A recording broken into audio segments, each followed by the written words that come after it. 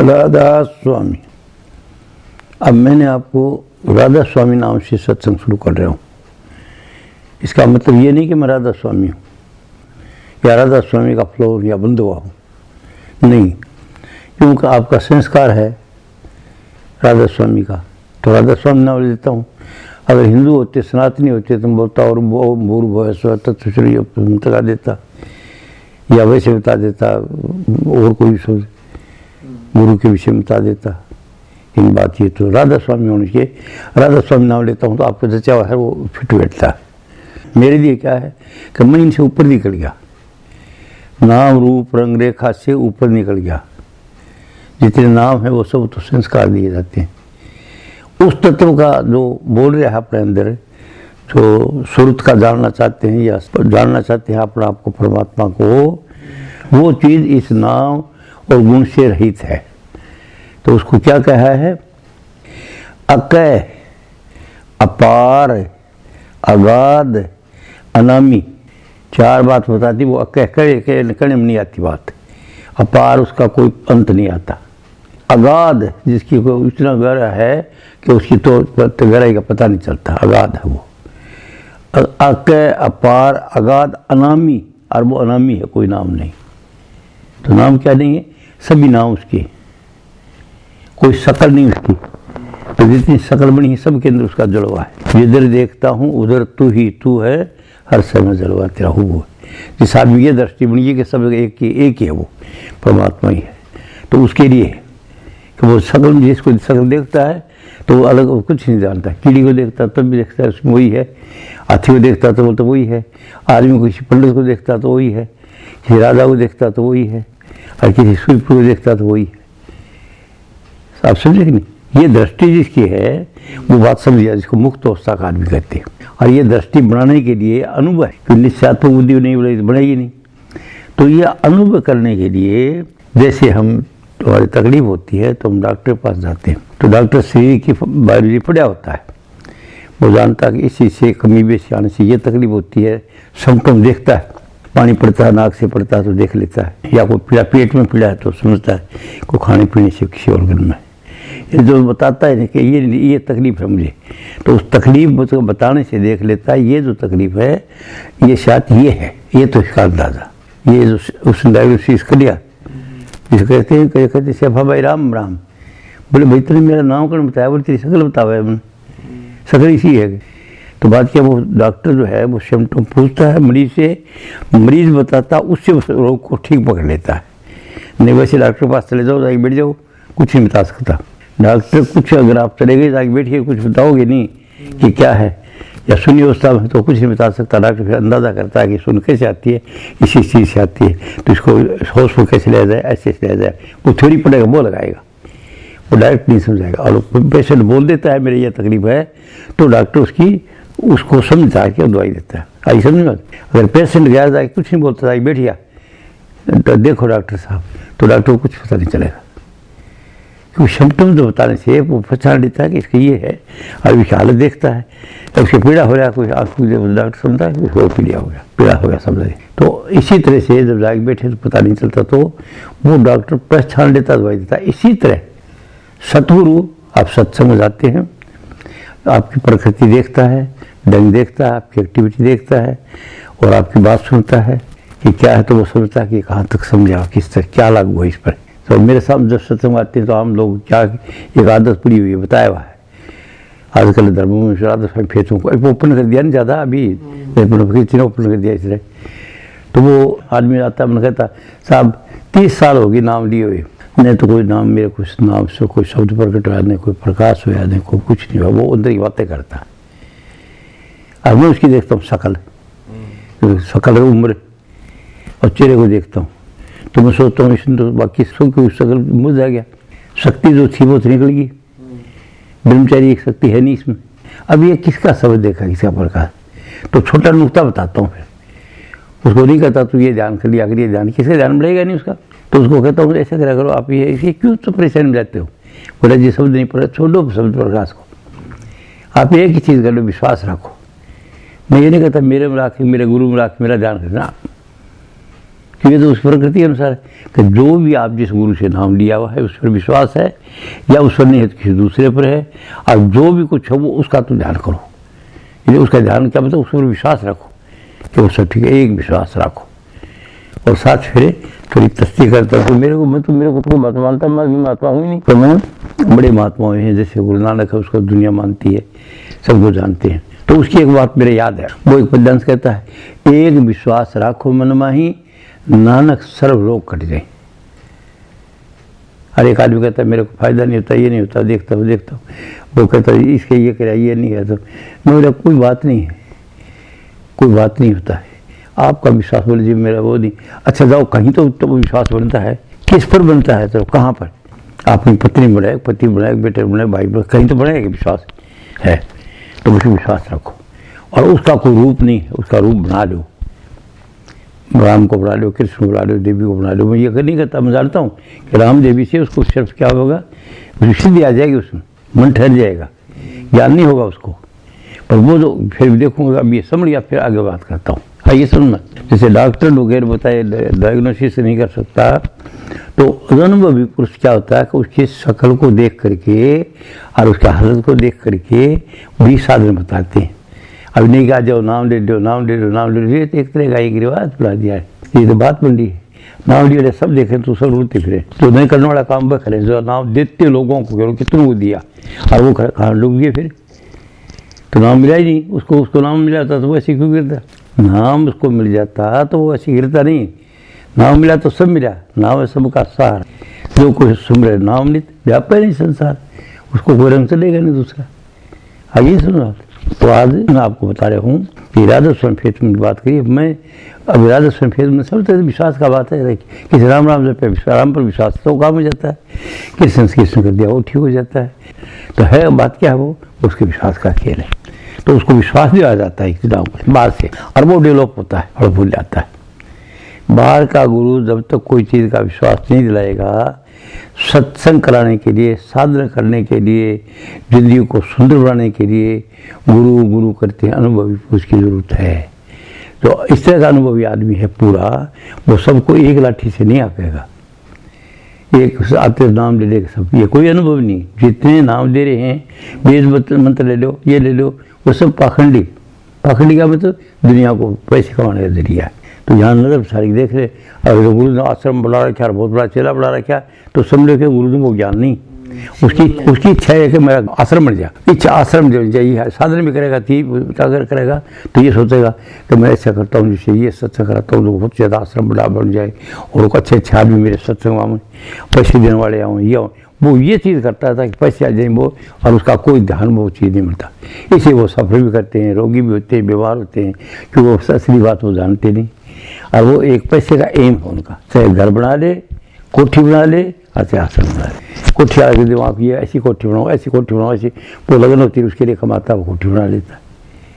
आइए समझा, तो आदमी के विचार में शक्ति है, और विचार जो विचार करेगा वो हो जाएगा। तो वो कोई संत महात्मा की व्यवस्था नहीं है उसकी, जिसने बना रखा आश्रम, बहुत बड़ा बना रखा है, ये बना देखे ना।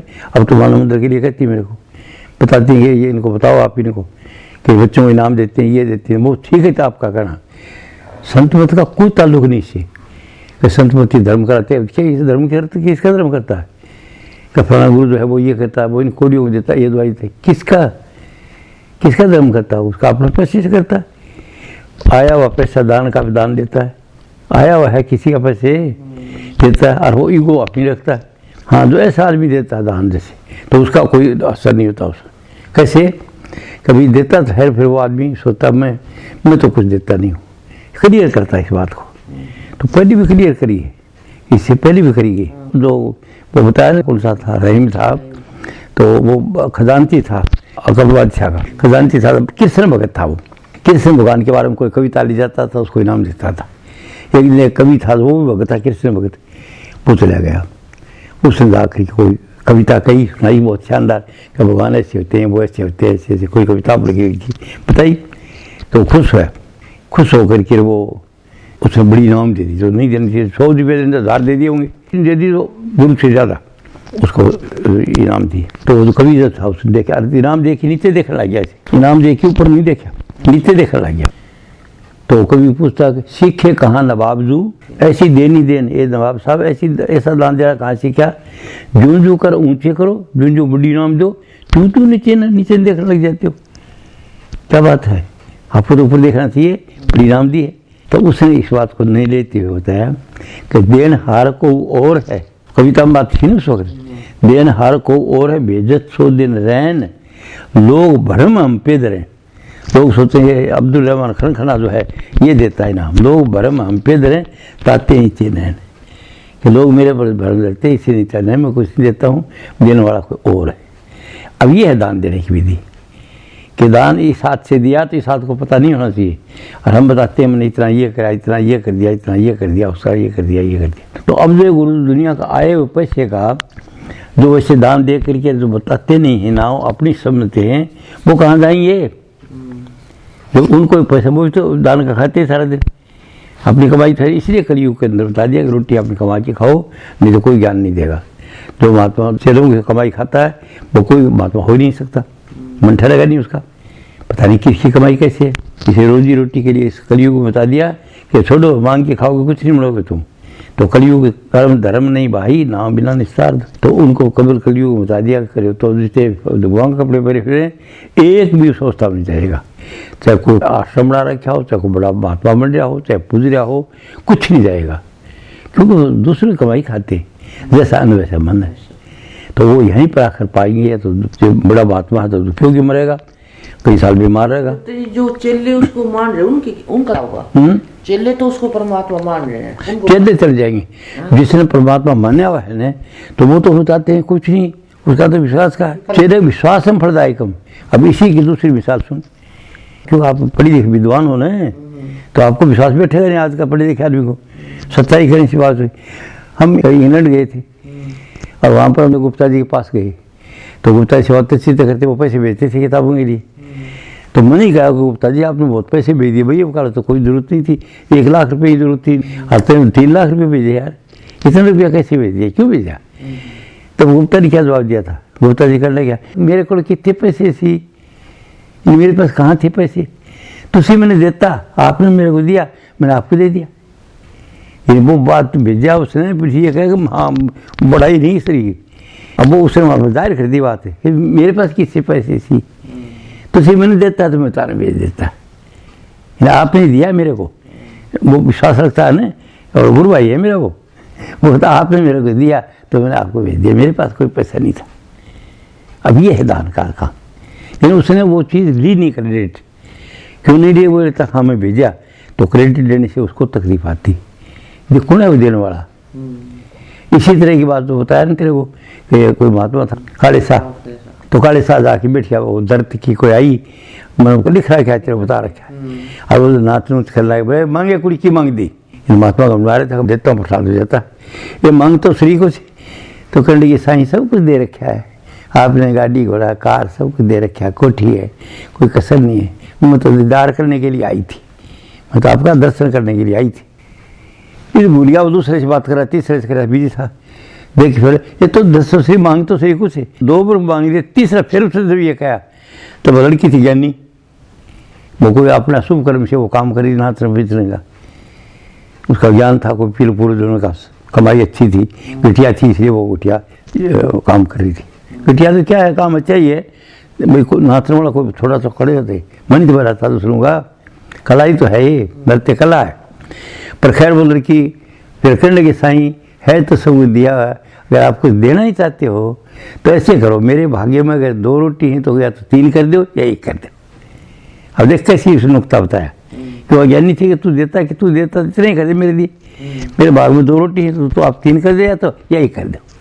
हर महात्मा खुश आया, हर साहब खुश, अच्छा देख आप जुल्म कर रहे हो, मैं तो रोज तू मांग वो तो परमात्मा कर सका पूरी में, तो परमात्मा अपने बैठे हो, उसको आपको ईगो का रंग बताने का तरीका, इसका जो रास्ते तो होगा, मैं कुछ देता हूँ, देने वाला वो कुछ और, उसी दूसरे दिन दाढ़ी तेरी मुड़ा काला मुकरी बैठ जाती, इसका प्रयास सिद्ध करेगा मैं पूरी में ले मांग की मांगता, बोल मांग 10 मांगो मेरे से क्या लेता, इसका मतलब परमात्मा बन गया मैं तो उसके बाद उसने वो ये प्रयासित करा, और फिर वो पूरी उम्र को कोई आ जाए कहता था कि साईं जी, साईं फलानी चीज़ की दिक्कत है, ये चीज़ें दिख रही है। बोले खुदा के हुक्म वाला का को साग मुकाला, ये मेरा काला मुँह इसलिए है तो मैं खुदा का हुक्म वाला बर्बाद पाऊँ, मांग क्या मांगता। तो ऐसे जो करने के दान देने की विधि थी अलग अलग, एक नहीं होती। ये जो अनुभव करने के ज्ञान का नाम गुरु है। कोई बहुत बड़ा महात्मा है, दान देता है, लोगों को देता है। कई महात्मा ऐसे जो भी क्या आश्रम में जाते हैं, देखते हैं अच्छा आदमी है, रेडी अच्छे हैं, जो अच्छे घर वाली है, और उनको शीट पढ़ाते हैं कि अच्छे लो जी आप मत जाओ, उनको लाडू बना के देते हैं। उनके बाप का जो मालूम उसको देते हैं, अट्रैक्ट करते हैं। वो पैसे उन्हीं का दान दिया रहा और उन्हीं के सिर पर चेपते हैं और साथ अपना लगाते हैं, वो खींचते हैं। तो वो कहाँ जाएंगे वो लोग? वो यहीं पर आकर वो शरगल के मरेंगे। इन्होंने उनकी ज़िंदगी खराब होगी, क्योंकि हेरा फेरी है ना। महात्मा बड़े बन गए और बहुत बड़ा आश्रम बना दिए, और वो उनका मन में तलाकी है भी। तो ये मन को साफ करने के लिए है। साफ कर दिल के हुजरे को गुरु तेरे अंदर बसता है। तो मैं आपको ये क्या बता रहा था, इसलिए बता रहा हूँ कि इस संसार के अंदर अगर आपको शांति, परम शांति लेनी है तो मन को साफ कर लो।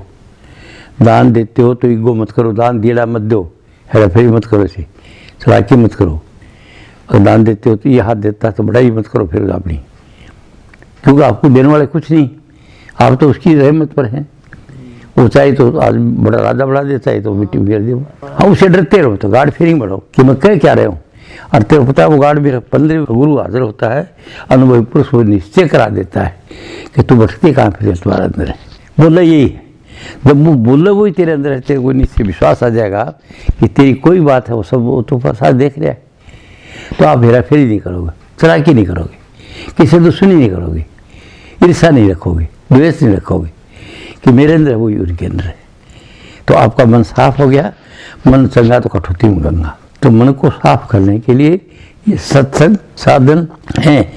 पर वो क्या अनुभवी आदमी हो, खुद अनुभव होगा तो आत्मा करेगा। तो मेरे जो समझ आई, मैं आज आपको ये सत्संग दे रहा हूँ कि आखिरी चीज़ है नाम दान।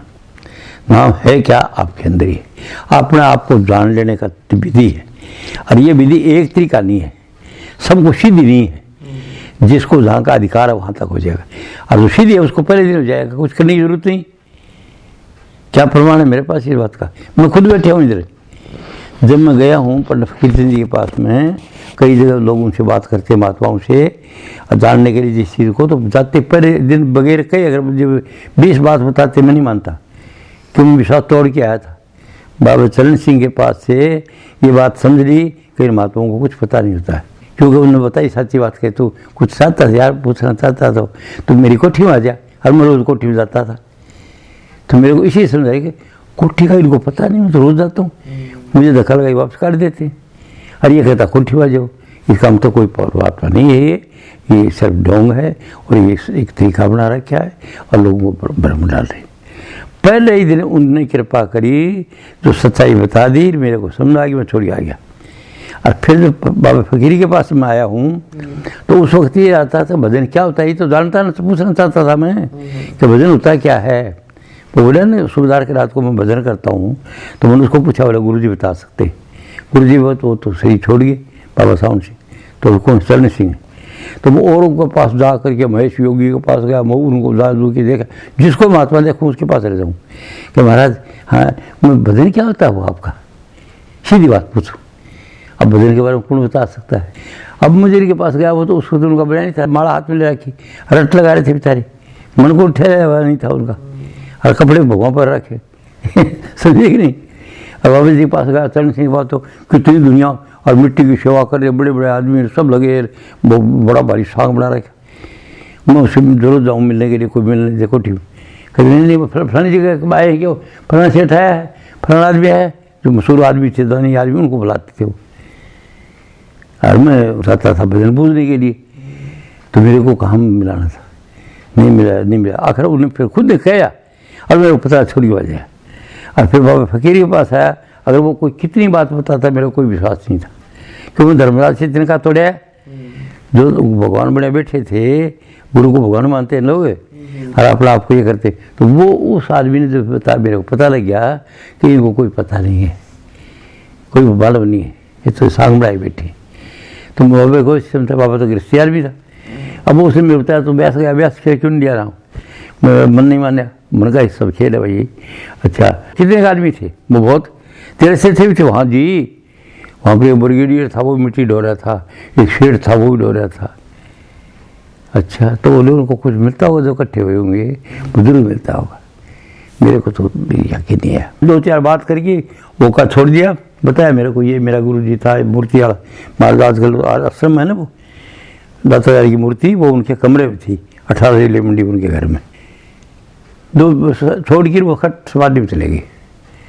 और समाधि में जाने के बाद 2-4 मिनट की बात थी, ज़्यादा लंबी टाइम नहीं थी, क्यों तो मैंने देखी नहीं, पर उसी वक्त की बात थी। मैं सोच ही रहा था तब तक मेरे गदगदी हुई।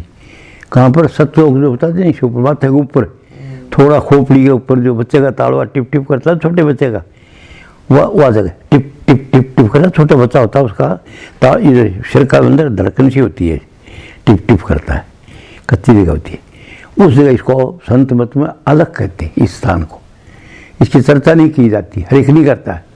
जैसे व्यास की वाणी है तो व्यास साहब ने जो वाणी देखी है ना, इसका धन्यवाद कराया, वो इसको छोड़ दिया उन्होंने, या तो उन्हें पता नहीं होगा आगे का।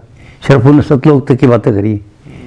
शुरू से जाते सहस्त्राकार, ओंकार, निरंकार, सोहंकार, प्रकाश और सत्यकार, सतलोक, यहाँ तक की बात करिए। मैंने सिर के बाल माथे के साथ मिलते, यहाँ तक की चर्चा करिए।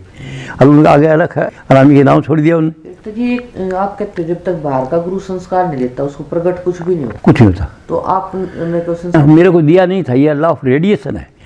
जैसे आप जाते हैं, आपको एक जगह कोई विचार लेके जाते हैं, फट विचार आता है एक, पहले कोई किसी कुछ बताया नहीं आपको, और जब जाते हैं तो जो आदमी होता है उसकी रेडिएशन होती है, वो आप पर पड़ती है और वो बात आपके मुंह से निकल जाती है। मेरे से रोज निकलती, कोई संस्कार नहीं होता कि ये इसका आदमी को ये है, मेरे तकलीफ है, कोई सिम्टम नहीं बताता, फिर मुझे सहज निकल जाती है। तो फिर बिना संस्कार लिए भी प्रकट तो वो उनका होता तो उसमें टिके होते हैं, जो समोस्ता में होते हैं, उसके मुँह से वो बात निकलती है। तो जैसे आदमी गया इधर और उनके मुँह से वही बात निकल जाती। तो पंडित फकीर जी उस आदमी में शामिल थे कि वो समोस्ता में थे और उस अवस्था में थे, स्थिति में कोई हेरा फेरी, कोई बनावटी काम कुछ था ही नहीं, सीधी बात थी, उस अवस्था के थे। तो उनकी जो रेडिएशन आके टकराई मेरे के, जो वो कहना चाहते थे वो टकराई ने, वो बातें बजाय मेरे को मुंह से कहने के प्रकट कर दी, ये प्रकट होगी। वो बताना चाहते थे भजन क्या, जब भजन डालने गया था ना, भजन बताया कि मुँह से बताया नहीं जाता, वो कहने की चीज़ ही नहीं है। क्या बताएगा भजन के, क्या होता है उसको बताएगा, सब फीके होंगे, सब फीका होगा, यानी उसकी व्याख्या होती नहीं है, न तो कागज़ पर लिखा जा सकता है, न वो मुंह से बताई जा सकती है। आपको ये कैसे, वो सवाल होगा ना। जैसे आप गुड़ खा रही, गुड़ खाते हो, बोले क्या कर रहे हो, क्या गुड़ खा रहे हो, कैसा है, तो कहते मीठा है, मैं कैसा है मीठा, कहीं मीठा, खांड जैसा है, शक्कर जैसा है, जैसा गुड़ का स्वाद एक चीज़ में ही नहीं। तो गुड़ का स्वाद अगर आप बताएंगे तो न तो बता सकती नहीं लिख सकती, अनुभव करा सकती। अनुभव कैसे कराएंगे, एक टुकड़ा तोड़ के उसको दिया, वो खाएगा, वो स्वाद लग जाएगी, इसका ये स्वाद है। इसी तरह उन भजन के बारे में अगर बताते बाबा जी तो व्याख्या नहीं कर सकते थे, व्याख्या होती नहीं उसकी। तो उन्होंने क्या किया, उसकी रेडिएशन से मेरे अंदर प्रकट हो गया। ये नहीं कि जान के किया उन्होंने, वो होना ही था। मैं उत्तम अधिकारी था, उत्तम अधिकारी होता ना कि उत्तम प्रकृति होती है, तो मैं उत्तम प्रकृति का आदमी था। तो वो कोरा था, बिल्कुल से कच्चा था, यंग था, दुनिया की चीज़ मिली, सुधार था, गांव का ऑर्डिनरी आदमी था, और बड़ी सलामा सलूटा मिलती, अच्छा खाना मिलता था, सब कुछ था।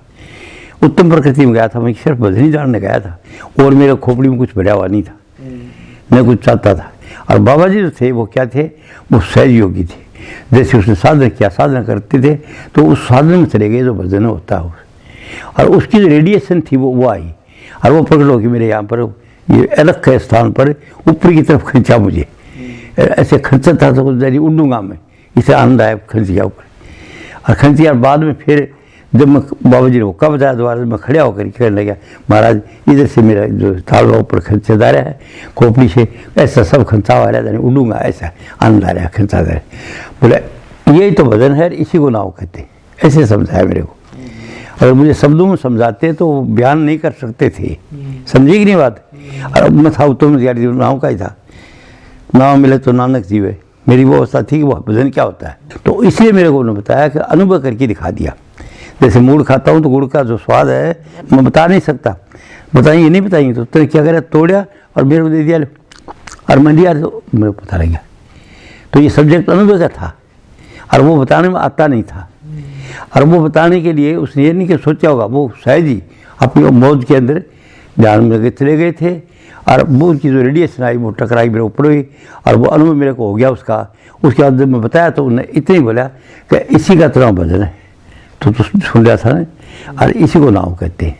अभी आपको कुछ करने की जरूरत है, जब टाइम मिलती है थोड़ी सी तो आपका रास्ता बहुत छोटा रहेगा, लंबी मंजिल कोई पहले खड़ी होगी पता नहीं चलता है। अभी आपका इतना ही है, इस जगह से चोटी तक का साधन है। इसको कहा कि तेरे प्रारब्ध बहुत लंबे हैं और जो मार्ग है बहुत छोटा सा रास्ता, जल्दी भी मिल जाएगा।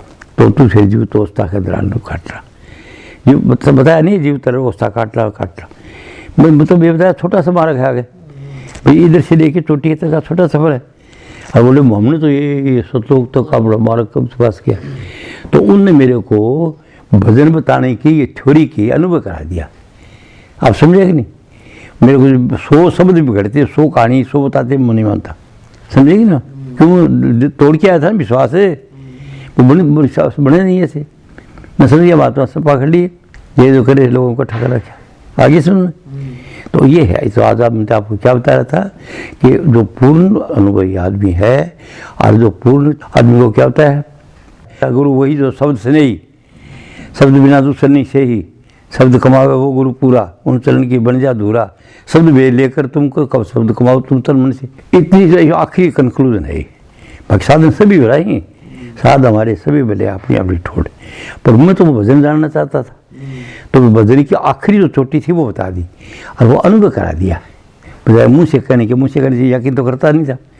तो उनके विचार से धारा चली गई और वो कुदरत ने क्या कुदरत करने हारो पारा कितने दार नहीं क्यों उदा चारा। महाराज जी भी को जान की नहीं था मेरे को ये करूँ मैं ये करूँ इसको करूँ ये जाऊँ ना। अब लोग मान लेते हैं इसको, मैं कैसे मानूँ, मेरे को कोई पता ही नहीं होता है। लोग आते हैं मेरे मुँह से बातें निकल जाती, तो मैं कैसे मानूँ। किसी महात्मा को पहले पता होता है, मैं मानता नहीं कि महात्मा को मालूम होता है। ये विश्वास दिवाया जाता है उसका कि सतगुरु जो है सतलोक से आते हैं, ये आते हैं। वो बताता है आज हमारे रंग बरस है सतगुरु आया पावना, चित्त का थाल ले गुरु का करो मारता, चरणा दो पीछे। और फिर होता सतलोक से हमारे सतगुरु आए, आज हमारे अंगना में डूक रही। अब ये विश्वास दिया जाता है कि सतलोक से आए ये, उनकी तरफ विश्वास है ये बात, और वो विश्वास काम करता है। तो बताने का तरीका मैं आपको बताता हूँ। ये अनुभव का सब्जेक्ट अनुभव कराया जाता है ऐसे आदमी को जो नहीं मान रहा है। और वो मेरे को भाषण करने से मैं नहीं मानता, क्योंकि विश्वास तोड़ के आ गया। मैं 1 साल तक उधर चक्कर काटता सब जगह चरणसिंह जी के पास आया, फिर 6 महीने बाद फिर गया था जानने के लिए कि वो क्या भजन होता है। और वो बजाय भजन मेरे को बता नहीं सके बेचारे, अब बताने का ढंग भी नहीं था। तो उधर मेरे को जाना था वहाँ सीधा डायरेक्ट, तो सीधा अपना होनी थी ये बात।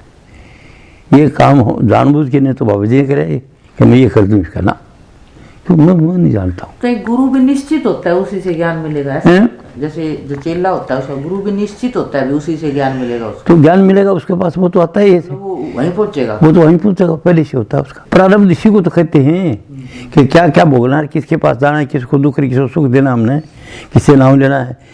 कौन आएंगे तो हमारे साथ नियर डियर आते हैं नहीं, सब के सब पिछले दिन जो करे जिसको दुख दिया सुख दिया वो लेने के आते हैं इधर। और क्या ड्रामा है ये, सत्संग सुनते लिया ना, आपने सुना हुआ ना कि हमारा प्रारब्ध क्या है और हमारी ज़िंदगी क्या है। पिछले जन्म के जो कर्म है वो भोगने के लिए जाते हैं, सुख है दुख जो दिया वो देने के लिए आते हैं। अरे इतने प्यारे वाले हैं तेरे पास, वो सब हमारे पास माँ बाप भाई बंद दोस्त वगैरह वो सब पिछले जन्म की लेने देने का चक्कर है। जब ये बात पता चला दुखी नहीं होगा आदमी। अरे बेटा उल्टा चल रहा समझ गया कि बेटा नहीं है, कोई पिछले जन्म ने इसको दुख दिया हुआ है, वो दुख देने के लिए आ गया। इसके साथ मैंने ये किया हेरा फेरी करी तो वो करने के लिए आ गया, समझेगी बात, वो करने के लिए आ गया। और फिर वो गुजारा करता, फिर समझ गया बात। तो उसे रियल नहीं करता, क्यों नहीं करता मेरा क्या, तो बेटा बेटा बेटा कहीं काम काट देता, कभी चला दीदी तेरा क्यों कर रहे।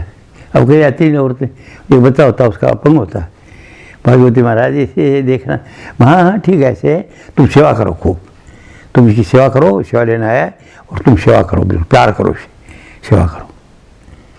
कर्जा था कोई चुकाने के लिए, हाया मत करो। और डॉक्टर साहब पास बात जाए, उसके पास बात जाए, वो नहीं होगा। क्या एक्सेप्शनल केस कोई एक दो होता था, वो आए लेने के लिए, आज जैसे पूरा हो जाएगा चला जाएगा। तो माँ बाप से लेना आता है, फिर दूसरा भाई है तो भाई से लेना आता है, और ज़्यादा टाइम नहीं चला जाएगा। इसलिए ये सत्संग से पहली बात समझ आ जाए कुछ अनुभव की, तो ज़्यादा तकलीफ नहीं होती है। इतने तो ज़िंदगी में तकलीफ होती है उसको, वो समझ जाता है कि मेरा तो बेटा नहीं है, या पत्नी है तो बेइज्जती करे समझ लो, या पति है तो गाड़ी काटता है। और ये लड़के हम समझ आ जाते हैं, कहीं आती बोली गाड़ी काट करे, हमेशा ऐसे कराया करे, ये लेने देने का चक्कर है, तो उसके बस की बात नहीं है। वो तो काटे सुन लिया, तेरे कुछ एक गाड़ी भी नहीं लग गई, कुछ भी नहीं लगती, उसका मुँह गंदा हो रहा है। वो कहता तेरी माँ सी बाप है, तेरा बाप कोई फर्क नहीं पड़ता, वो अपना मुँह गंदा करे, गंदा कर्म बढ़ा रहा है, तो फिर तो उसको माफ़ कर दिया गया। और फिर क्या करा, कहते वो कह दे दे, फिर बोले जी और एक दो और कह दे, कुछ कहना, बड़े अच्छे लग रहे हो, इसका और कोई इलाज ही नहीं है। ये कहोगे दो चार को शर्मिंदा होने लग जाएगा अपना। सैड हो but can not be cured must be cured, जिसका इलाज नहीं सही जाता है। तो ये तरीका सत्संग में बताया जाता है, इससे आदमी को भ्रम नहीं रहता, चिड़ नहीं आती, दुख नहीं आता कि ये लोग क्या है, क्या तू क्या है, क्यों दुख देते, क्यों सुख देते। सत्संग से समझ ली, वो समझ जाता बात, और आगे के लिए क्या करना है वो सत्संग बताई जाती है कि तेरे विचार में शक्ति है। आइए समझ। तो आज आप सत्संग सुन रही हैं, ये जितना खेल है सबका सब परमात्मा की लीला है, और लीला में हम काम कर रहे हैं। और आदमी ईश्वर अंश है, ईश्वर की शक्ति उसमें है, मनुष्य रूप छोटे रूप से तो है। एक तो मशीन छोटी सी होती है और एक बहुत बड़ी मशीन है, तो इसलिए हम छोटी मशीन है परमात्मा की। परमात्मा का डुप्लीकेशन मनुष्य है। इस जगह सब काम देख तू नगर बसा है, तेरे नगर को जितना बसाने वाला काम करने वाला परमात्मा की देखा है, आदमी करे है नहीं काम, तो वो आदमी के अंदर है, आदमी को पता नहीं ज्ञान को।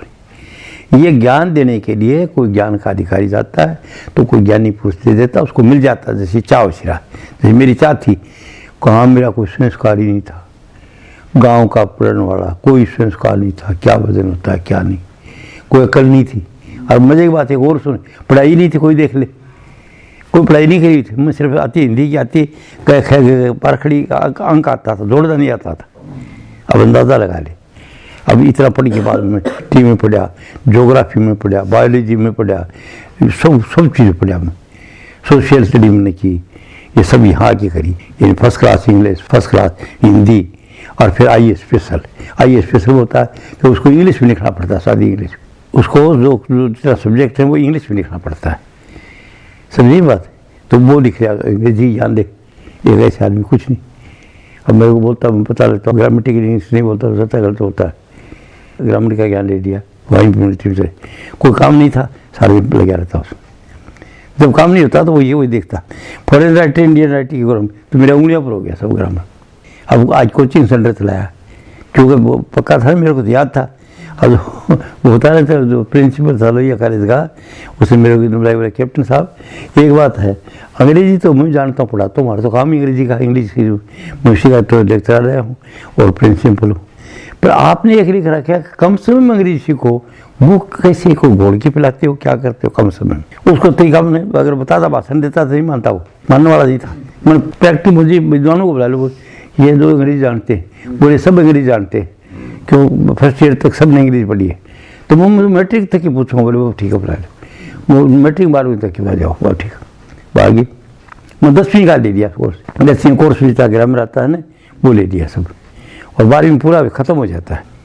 तो लेके बातें कर लाएगा, बड़े दिखाना शुरू कर दिया। प्रिंसिपल साहब खड़े रहे और उसे देखने से 4-5 को उठा लिया, कापी दे दी उनको, पेन दे दी, पेंसिल उनके पास थी सब, बोली खड़ा है, लिखो जी, कंसीव, डिसीव, रिसीव, परसीव, ऐसे बोला ऐसी सब का, जो सी लगती सी पहले लगती है, कहीं आई लगती है पहले, कहीं बाद में, ये 5-7 बरब जो याद करे थे उन्हें। बोला उन्होंने लिखा सब गलती क्या, एकदम सही, कोई किसी ने करेक्ट लिखा है, किसी ने कुछ गलत लिखा है, पर पूरे स्पेलिंग ठीक नहीं लिखे उनके।